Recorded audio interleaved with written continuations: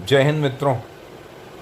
काफ़ी समय बाद आज आप लोगों से मुखातिब हो रहा हूँ और आज 15 जून 2020 और आज के दो मुद्दे हैं, नेपोटिज्म या फिर यूँ कहें हिंदी में भाई भतीजावाद, और दूसरा सुशांत सिंह राजपूत की आत्महत्या।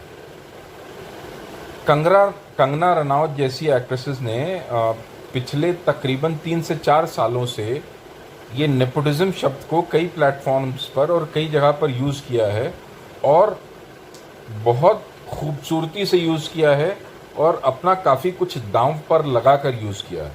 और यहाँ पर मैं ये भी मानूंगा और बताना चाहूँगा कि पिछले एक हफ्ते तक मैं उनकी इस बात से सहमत नहीं था, पिछले एक हफ्ते तक, क्योंकि मुझे लगता था कि भाई भतीजावाद या नेपोटिज्म के चलते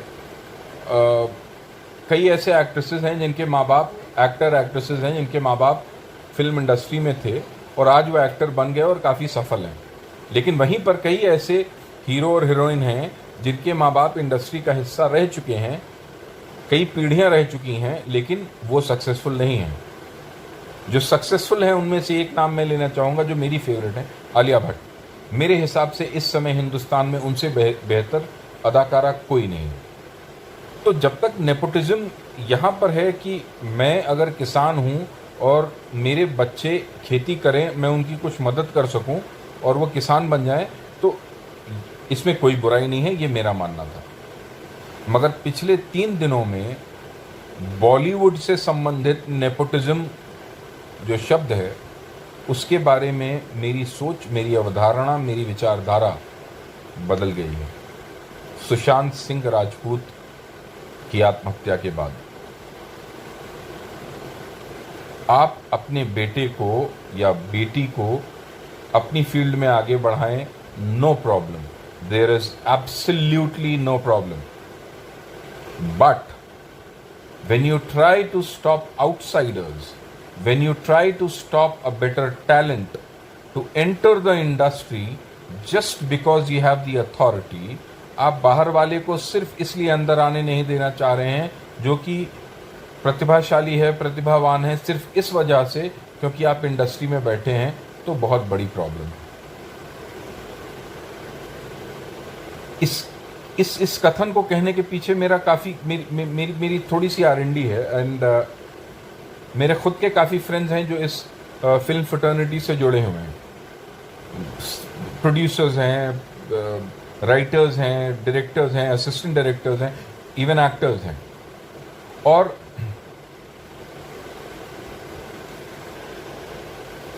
जब आप पिछले 4-5 दिनों के घटनाक्रम को देखें गौर से, तो आपको लगेगा कि Mukesh Bhatt,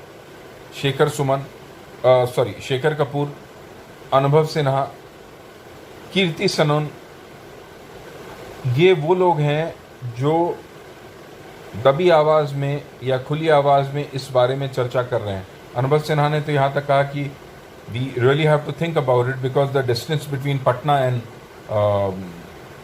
Bandra is too far and I have seen that distance.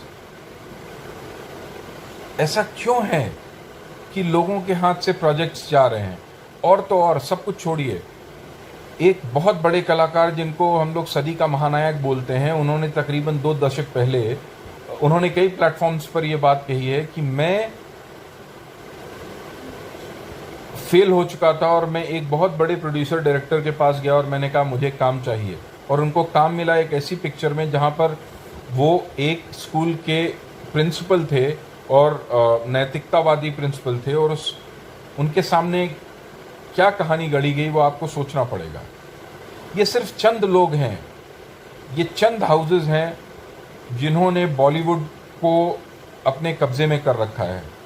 South की मूवीज़ आप देखिए, साउथ में बहुत अच्छा कंटेंट मिलता है, ठीक है, स्टारडम वहाँ पर भी है, और साउथ का स्टारडम शायद हमसे ज़्यादा है।